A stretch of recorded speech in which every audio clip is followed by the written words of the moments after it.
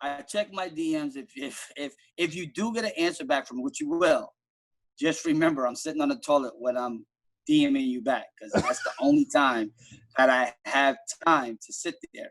And Welcome to the Build, Tell, Sell podcast, where we have behind-the-scenes conversations about the art of brand building, marketing, and sales strategies with creative industry insiders.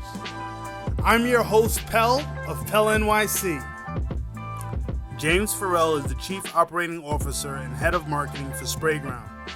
This interview touches on how his close-to-the-street mentality has helped him navigate through retail, sales, and marketing for many major brands. Yo, James, thank you very much for taking the interview. I really do appreciate it. I know we've been jumping back and forth to make this happen. Long time coming. I appreciate it. So please state your name and your position. All right, I'm James Ferrell. I'm the Head of Marketing for Sprayground and the Chief Operation Officer. All right. And so I first know you from way back the varsity days and working at Azure, and even you did you do marketing for Apple Bottoms? I did marketing for Apple Bottoms. I was Nelly's partner for over 14 years. Yeah, so I mean, you've done a lot of marketing. How did you get to Sprayground? Like, what prompted you to go over with those guys? I mean, they were my tenant. They were my tenant.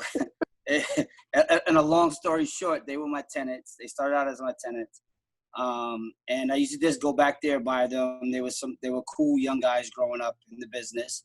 And they used to just need some help with some placement in the other side of the world. So they had that skateboard, graffiti guy, but they didn't have the rappers, the football players. So that was kind of my world. So kind of like just, it started out as a favor, like, hey, can you get this bag on somebody?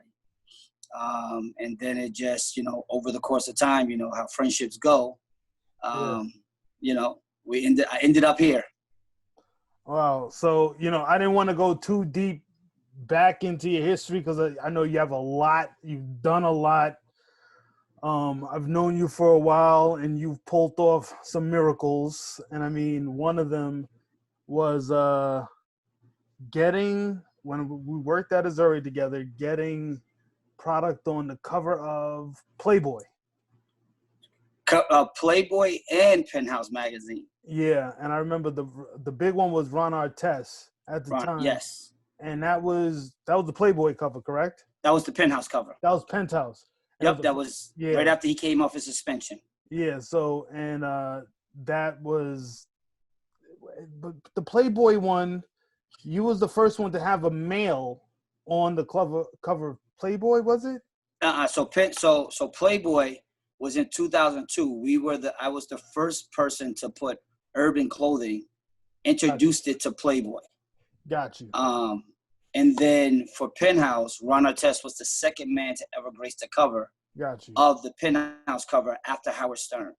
Got you. So, I mean, very prolific stuff. And you still have the magazine because you showed me it, which is... Yes, I do. He has everything. You have everything. I mean, so let's start. What makes a great brand to you, just in general? I think it starts with the integrity of the brand. I only work with brands that are really, really true to what they want to believe in, not fame chasing, people chasing, trend chasing. For me, I want them to be the leaders because that's where I come from. So if I can't deal with a brand that understands that I guess that way of thinking, then it doesn't fit me. And I normally end up bumping heads with other people's in the company.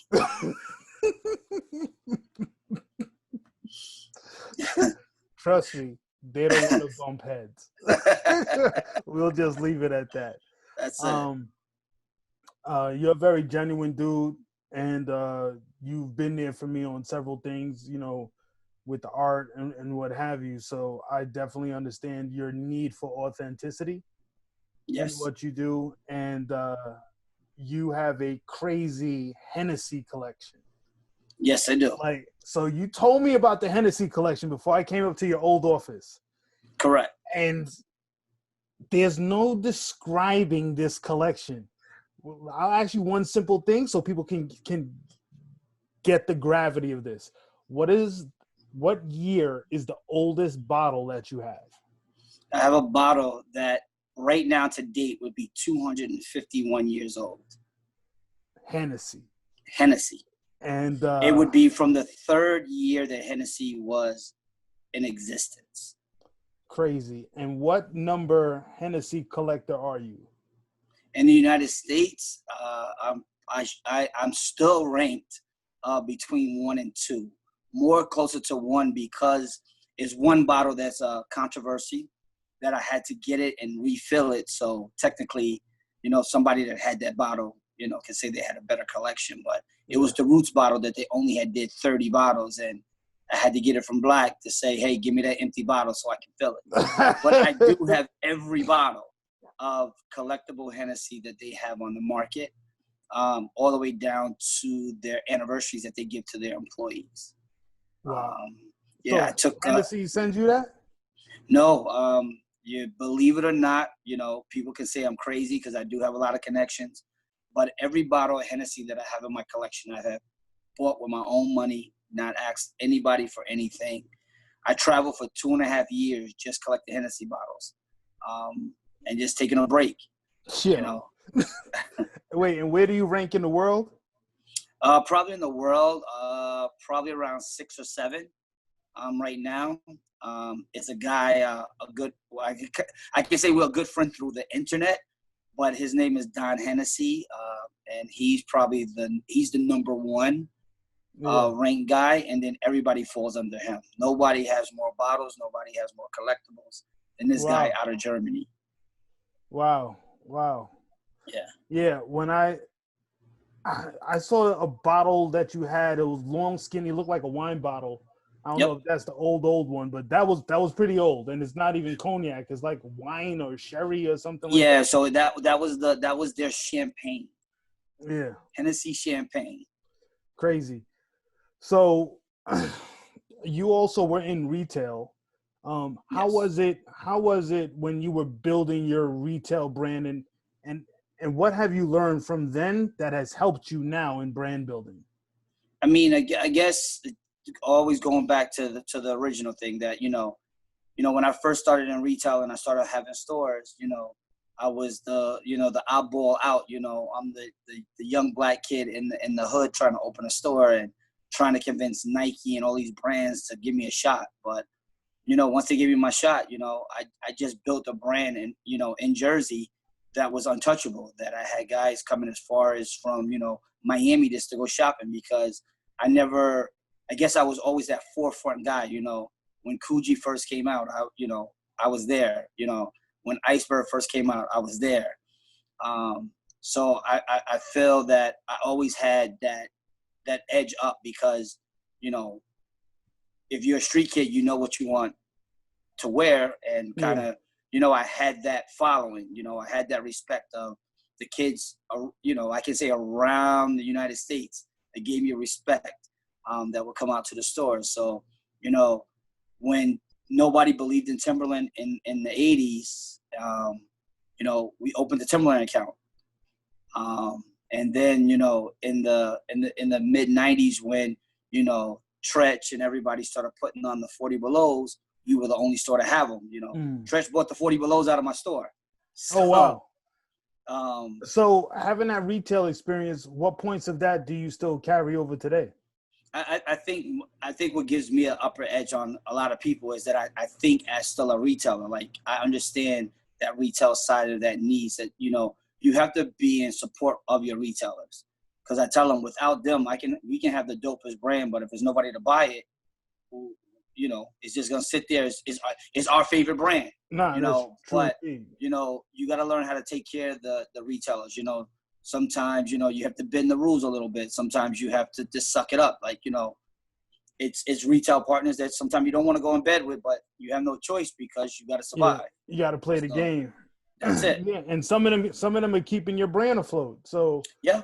You know, that's very true. You can't only be in the cool guy stores. Nah, you know, cool guys don't make you money.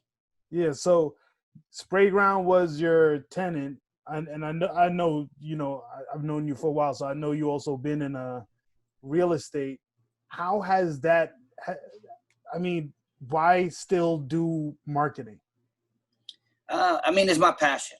I mean, I tell everybody, and I guess this is a philosophy everybody knows of me. When I'm done with something, I just walk away. I don't ask for any money. It's we break as friends or we break as enemies. But marketing has always been my passion since I got into the business, since I got into the retail side. And I took that approach when I did real estate. I just tried to put out the best marketing of my properties that I can do to attract, I guess, young, and I can't say young Black entrepreneurs, but just young people in general, whether you were white, Black, Asian.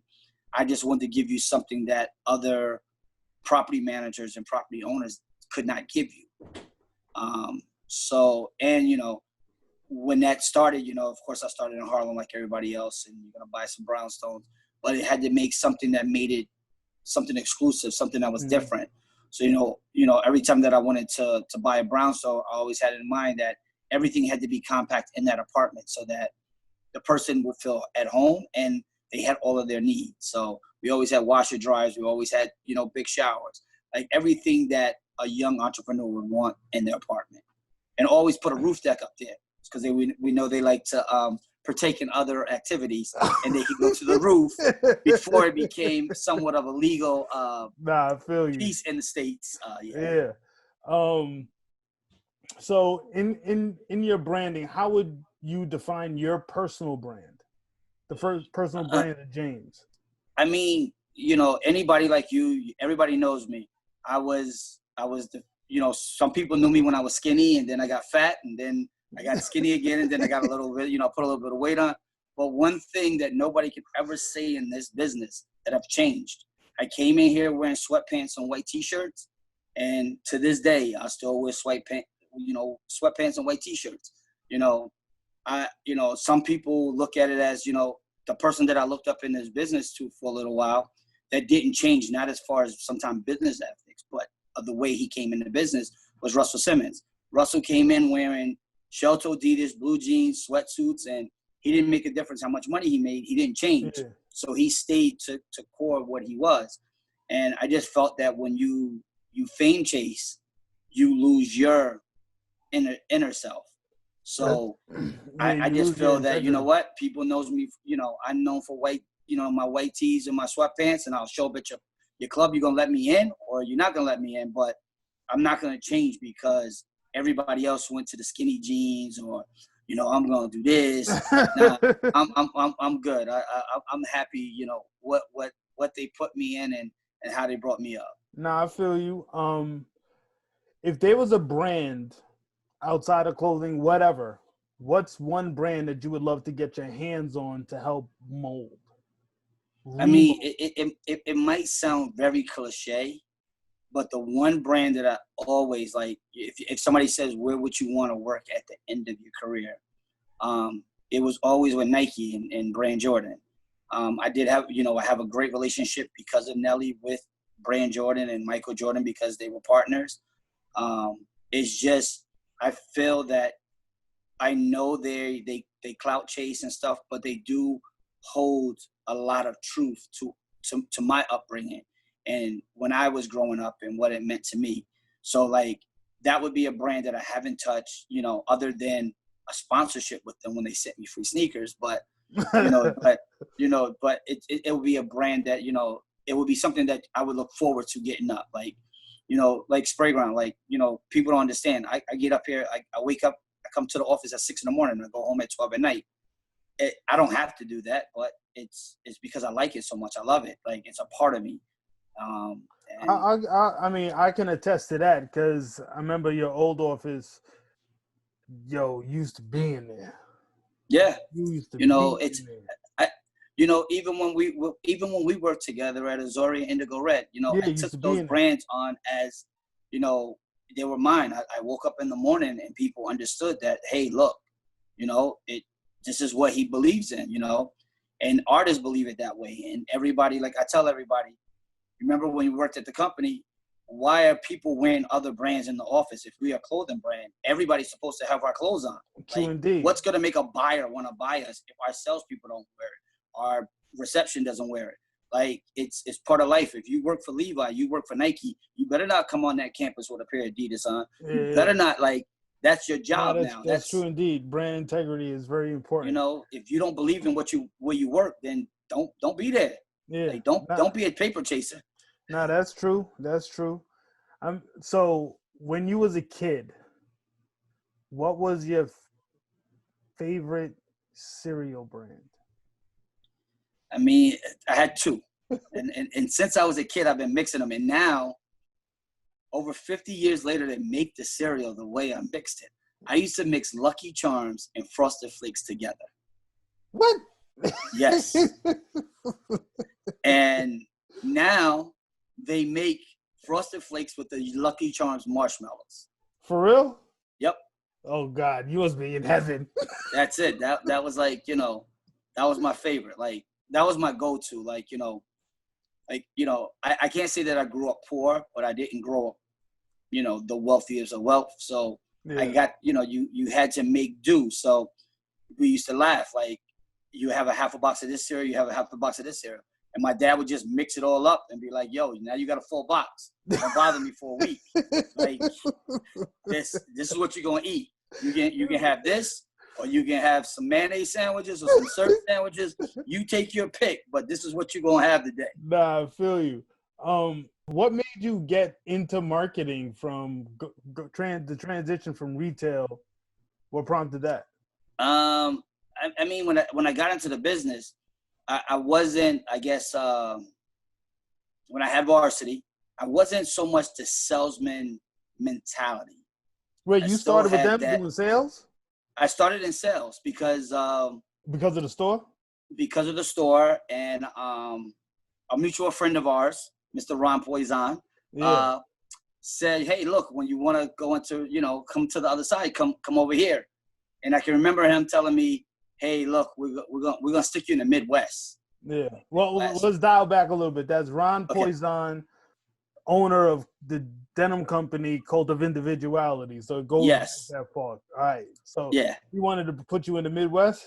He put me in the Midwest. He said, look, I'm gonna bring you in. I need a sales rep. Can you do the Midwest? You know, I had a previous job experience in the Midwest as an entrepreneur. So I knew the Midwest so very well. When I got to the Midwest, of course, it was a different thing, because now I'm not selling street product. I'm actually selling clothes that have to go into the stores. So I got to Chicago, had no clue what to do. Showed up at a show, and nobody wanted to buy our stuff. Nobody wanted to buy Varsity. Like, fuck you guys, get out of here. No. So then I was like, all right, cool. I called Ron up. I called them up, and I said, you know what? I'm going to stay in the Midwest for 2-3 weeks. And they said, what are you going to do out there? I said, you know what? I'm just going to give product away. And then all of a sudden, because of my street mentality, marketing just became natural. So I was, you know, I did sales, but I did marketing. And then eventually, you know, with me becoming part of the Varsity Corporation, I took myself out of sales, and I hired another guy that when you're gonna laugh, I gave Corey Gilkey his first salesman's job. Oh, word? Yeah, and he was selling Varsity. Corey from Leaders used to sell Varsity? Yes, he did. Oh, damn! I didn't even know that. Yeah, so I gave him his first start on the other side, and then, you know, it gave me the freedom to do marketing. And then basically, when I fired a sales rep, I would just take the territory over, learn the territory, find a person to stick in it, you know, and, you know, it worked out well, you know, like. That's smart. And you think about it, you know, and then I had, you know, my protege, Mr. Alan Davis, Mr. AD. Where AD now? Puma still? No longer at Puma, but he, you know, because of this, you know, the economy, you know, he's going back to Chicago and go work for one of our friends. But, I gave AD a job, in marketing, to sending out varsity hats. That was his job. Send a hat to every athlete that had a touchdown or scored a basket. Like, just send them.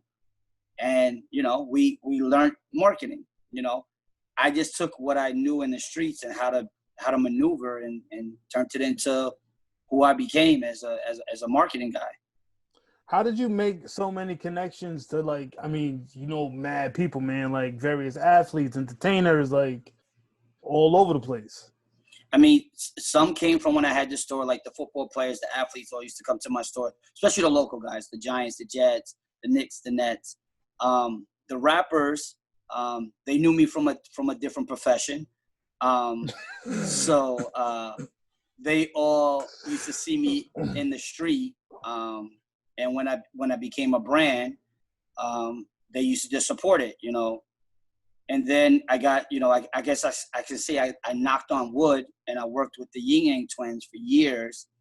And one night I got to meet Britney Spears, and it changed my marketing game, because now I wasn't dealing with just a hood.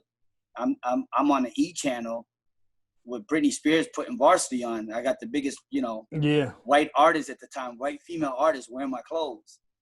And at that time, change everything.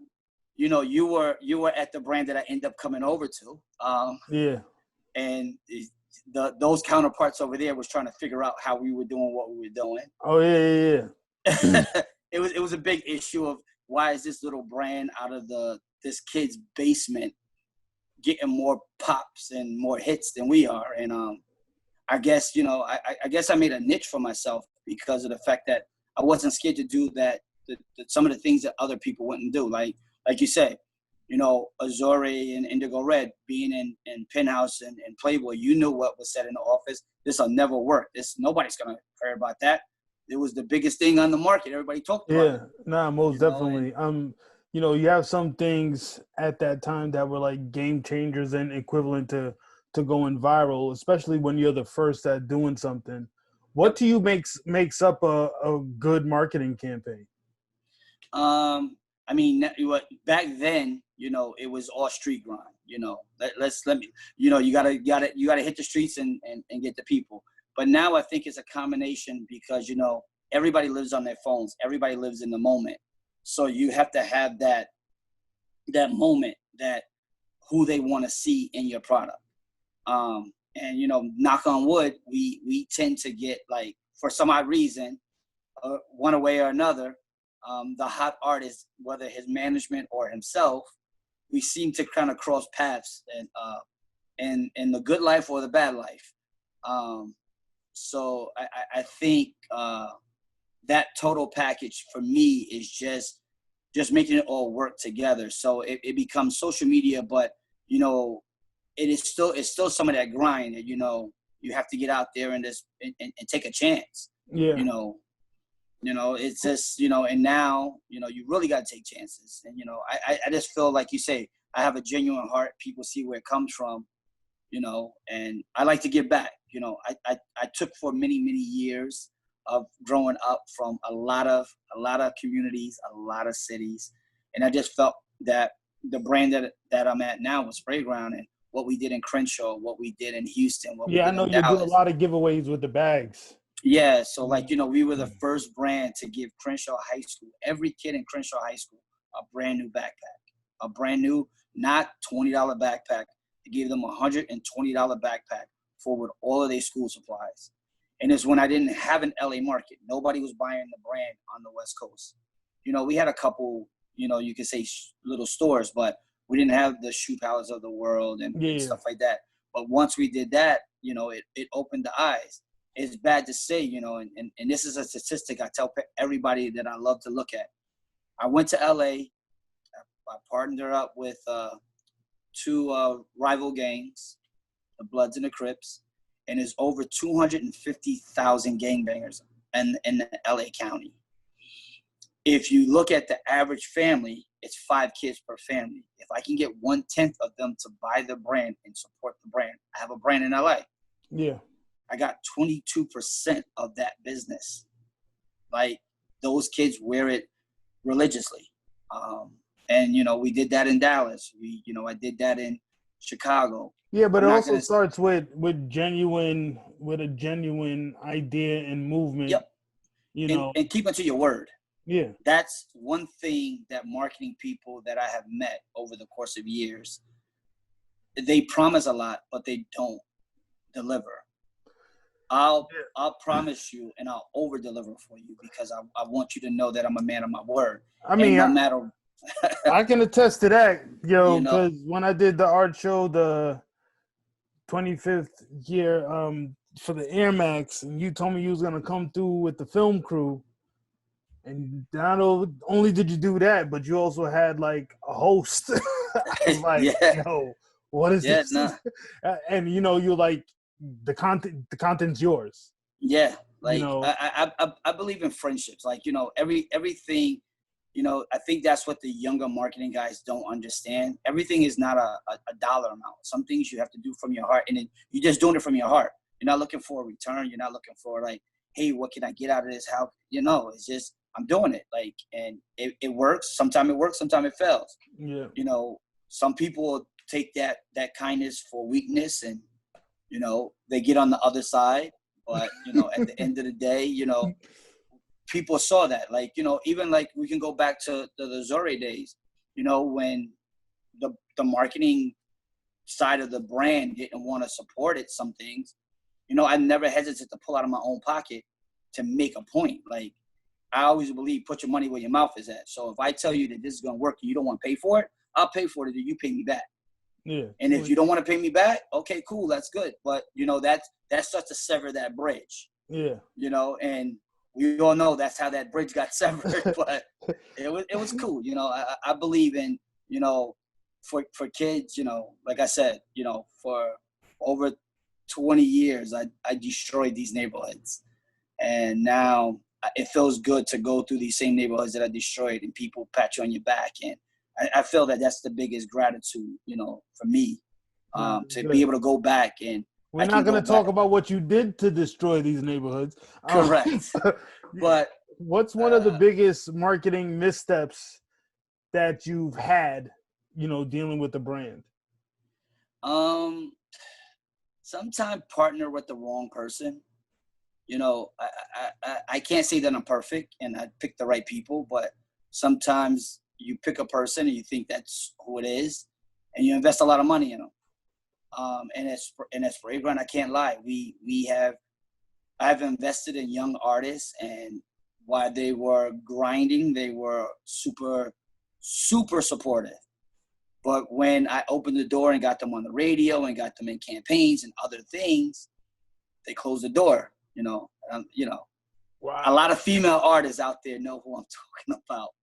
I put her.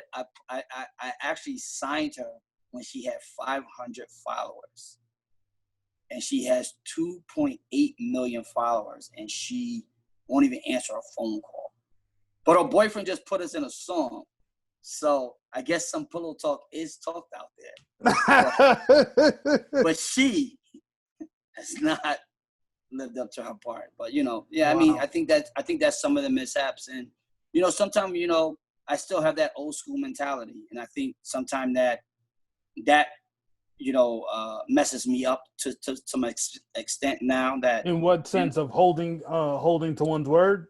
To holding one's word, you know, you know, when people tell you, yo, that's not the person, you know, and you know, I'm stubborn, you know, I'm from the old school. If this is what I want to do, this is what we're gonna do, and I'm not gonna tell you that I was wrong, but you know, sometimes you gotta humble yourself and be like, shit, I fucked up. What's one of the hardest steps that you had, like with all of this, the digital marketing, whether it's Instagram, whatever? What's some of the hardest things that you've had, like with the brand, to do? Learn how to work it. I mean, in what sense? Think about when I was growing up. I didn't have computers. Like I still have a brand new Mac behind us. I haven't turned it on in 3 years. I hate this guy. I hate, and I can say it. I hate technology. I know it's the wave that you have to be on, but I'm still a guy that right now, if I pull to the left of me, I have a notebook that I write everything down in. I mean, but I think that that's important though, to still have that notebook. But I don't believe that you hate technology, because your waist looks like Batman's utility belt with all the phones you got. No, like that part of the world, I had to learn how to adapt to it. The hardest part was, like, even to this day, like, you know, when I post something on the stories, you know, I might post it crooked, or I might, you know, it's just, hey, Pell sent me a picture. Yo, James, how you like this picture? Boom, I put it up. Like, you hold it up, bro. You're supposed to change it a little bit, like fix it up. So are you over the e-com marketing for Sprayground as well? Do you oversee Yes. That? So I'm learning. I got some baby steps. As far as you being over them, like, what is that conversation? What does that look like? We try to. I take a lot of inspiration from them, because, you know, we do have a group of 4 young kids that do it. And I just, you know, I put my seal of approval, and I tell them what I want to change. But I learned over the course of the years, the younger generation doesn't know that, and you learn from them. You know, now I can put up a picture on our homepage. I know how to do that, and now. It's not crooked. It's not crooked. So I learned that, but I give myself a lot of credit. I learned TikTok. Yeah, I learned TikTok all on my own, and we got over 11,000 followers in a week. Not buying them, just reaching out, telling, you know, learning how to work that. Oh, that's what's up. I mean, TikTok's also very important, you know. Yeah, TikTok is strong. Yeah, that's the next wave. As a kid, what did you used to collect? As a kid, what did I collect? I guess, up to age 9, I was a kid. At age 10, I decided to become an entrepreneur. And I guess I was a sneakerhead back then. I collected sneakers, you know, that was the era. You know, clothing. I found out later on in life that even though I didn't realize what I was doing, but I used to always go to the comic book store and buy comic books. Didn't know that was a collection. Yeah. Until probably about 10 years ago, when somebody went in my basement and was like, "Yo, you got about a couple $100,000 down here. Were you rid of it?" But what got you into collecting Hennessy? Funny story. So Fun Master Flex in Obama's second term was talking about this Hennessy bottle that Hennessy did for Obama. Did not know, because, you know, I don't pay attention. It was not for his second term. It was for his first term. Yeah. So, you know, I'm looking for the bottle. Nobody was like, "Yo, you're never going to find this bottle." But looking for that bottle, I started seeing all these other bottles pop up. Like, and I was like, okay, cool.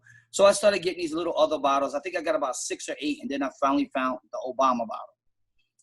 I found it in a Russian liquor store, and he actually told me if I buy one, he'll give me all 6, because he was like, no Russian drinks Hennessy, and that's true. Wow. They drink vodka.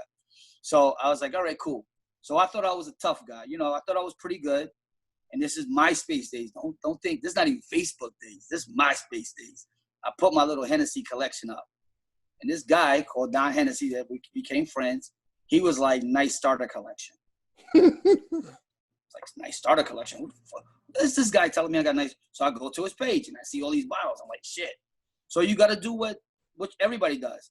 He got the bottles. I started buying them from him.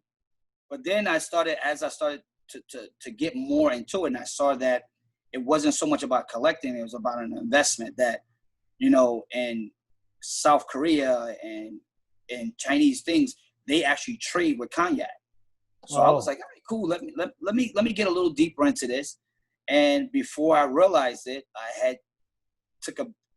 Hennessy was my main passion, and nothing else that I cared about. And like I said, I took that 2 years off, and I used to fly to Europe, never leaving the airport. I used to fly to London, a $6,000 flight, to go buy a $300 bottle of Hennessy.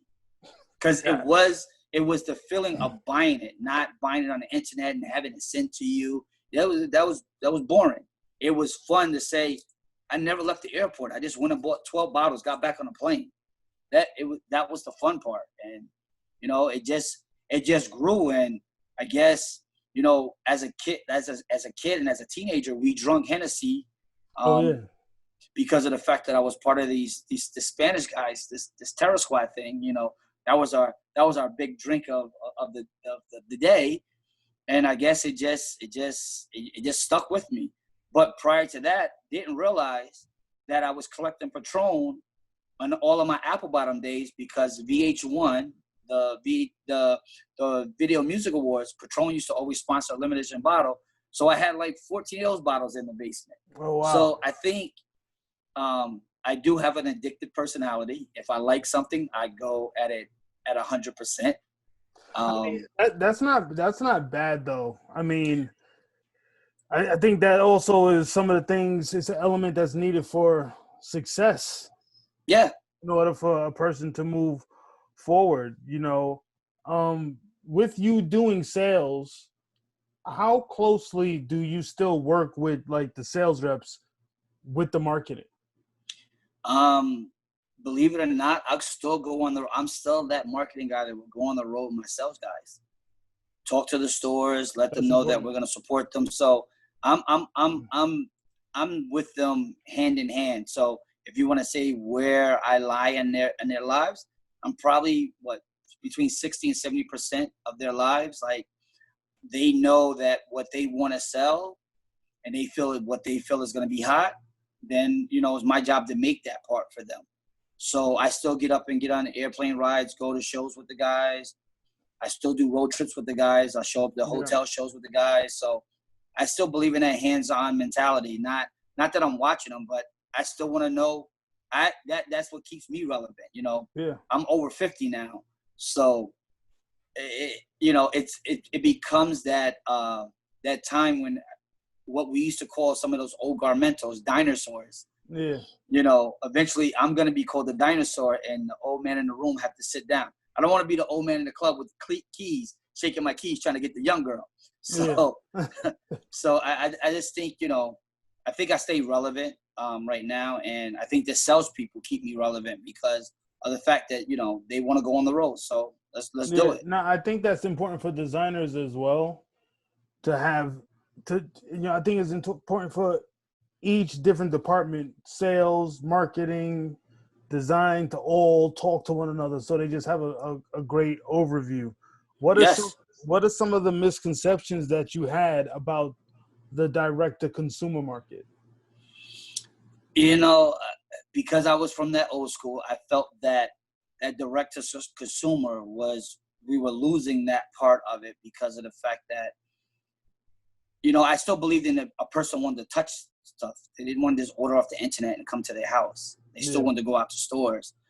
But I'm seeing it that, you know, a mother with 4 kids, you know, at all age brackets, they can't go sometime to the store. So that becomes the new now. Or this is how, let's put it this way. This is how the suburban mothers shop for the last 10 years, 15 years. We're just learning about that, how to do this, like, you know, and I think now direct to consumer, now that I'm seeing it, you make so much more money. You're cutting out the middleman, and, you know, you just have to know how to play that game. Like, if you're going to go direct to consumers, you got to still remember you have retail partners. So what are you going to do different for your direct to consumers than what your retail is doing? So I always believe in, let's make product that we only sell to our direct consumers through our sites. Mm-hmm. And when we launch something, we give our retail partners our first opportunity to sell through theirs before we launch it on our page. So I'm not that brand that, oh, you know what, the bag came out Tuesday, you don't get it in your store till Friday, but I got it on my website, so I sold out, and now you still sitting on your 12. Yeah. I want you to sell at least half of your 12 before I go live. Nah, I mean, I think that's good as far as like brand integrity as well, to let it probably goes back to some of your retail training too, of, like you said, it's like you care about the retailer. what are some of the things that influence your personal purchase when you go to buy a product? Not even clothing, whatever. What do you So and right not now, Hennessy, and not Hennessy. right. So you haven't been over here you came to the Sprayground office, but last November, I know I'm a little late to the game, but I started collecting the bear bricks, you know, the little bears. Yeah. So I was in LA, and as I say, I have addictive personality. I saw one. I was like, oh shit, let me get one. And then I saw in the store they had like 12. I was like, all right, cool. But when we came back to New York, went online and it was like, oh, they got like 200. So in probably a span of November to February, I bought 137 of them. Wait, but what influenced that need to purchase that? I guess it was something that when I like something, and generally knows, like, you know, I'm not a reseller. So it's just, it caught my eye. So when things catch my eye, you know, it's that part of me, it was like, it brought me back to my childhood days. Like it reminded me of Transformers. And because you collect Transformers. And then for me, you know, I wasn't so much a kid, but I collected Star Wars. But this brought me back to that fun. It was, I can show this off to any kids, and every kid will love it. You know, I can't show my liquor collection off. Yeah. You know, and then I guess my biggest addiction now is freaking sneakers. Like, you know, I thought I would grow out of that phase, but this damn sneaker problem is becoming a problem. Pretty soon I'm going to be sleeping in the garage because my girl told me if I bring one more pair of sneakers in the house, I'm not coming in the house. Sneaker can come in. She said it that way. She said it in 3 languages. What? I mean, there's a lot of guys that are going through that. You know, a lot of people in general. What to you makes up a good sales rep? Understanding the brand. Understanding that he has to go see stores. Like, he has to want to really dive into the brand. And basically, like I tell them, like, you know, we tell every sales rep that we ever bring on, if you continue to carry that old bag that you came in with, whether of that other brand, then you don't need to be here, because your heart is not here. You're paper chasing. You want to be part of the new hot brand. And if we're not hot anymore, you're going to walk out as fast as you walked in.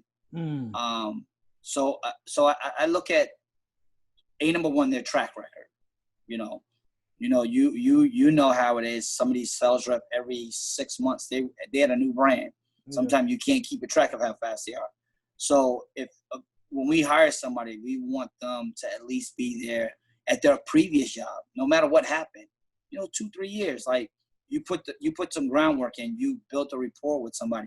You can pick up the telephone and call that old person that was the buyer that might not have been your buyer. Now he might not be your buyer anymore because it's a different department, but he'll send you in the right direction.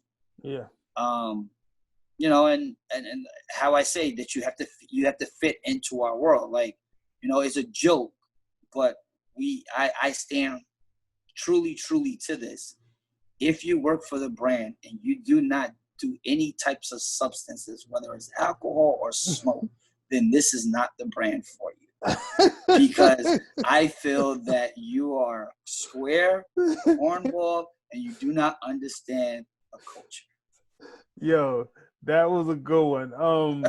Drop one last jewel, you know, just out there for the guy who's trying to understand marketing, sales. I mean, I know that there's so much that you can drop, but just give us one, like, really good one. I mean, look, I tell any young kid, look at your proteges, look at the people that you have been, that they see in a brand, you know, and look at their integrity. Look at, like, I tell them, when you're looking at somebody in marketing that you want to look up to, or you want to strive to be in marketing, I always tell them that marketing people only have their word. It's just like if you're a street kid, you only have your word. So if you can't be honest to yourself, you ain't gonna be honest to this business. Woo. You know, that's the biggest thing that I can tell a kid. coming into this business. If you can't be honest with yourself that, you know, you don't know everything. Like, yeah, you're supposed to, in marketing, you're supposed to learn something every day. yeah. Marketing is very ethereal. You know, you Yep. you can't put your hands on it. You're putting a lot of money, hoping something happens, and you That's gotta it. trust that person. Where Yeah. can give us the Sprayground? Give us where people can reach out to you. So you know, our social for Sprayground is, you know, it's Sprayground on Instagram. Sprayground, just Sprayground, no underscores, no nothing, just sprayground.com. And if people want to reach out to me personally, which I do check my DMs now, I didn't in the past, you can reach me at King Buddha 1385. Oh yeah.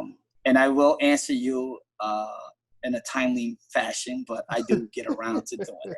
I check my DMs. If you do get an answer back from me, which you will, just remember I'm sitting on the toilet when I'm DMing you back, because that's the only time that I have time to sit there. And Thank you so much for tuning in. The show is available on video at PELNYC, IGTV, and YouTube, and audio in iTunes, Apple Podcasts, Google Play, and Spotify. Please subscribe to the show, and if you feel so inclined, leave us a 5-star rating, and please leave a comment for your thoughts on this episode, insights, and ideas. And most importantly, please enjoy life nurturing your creativity.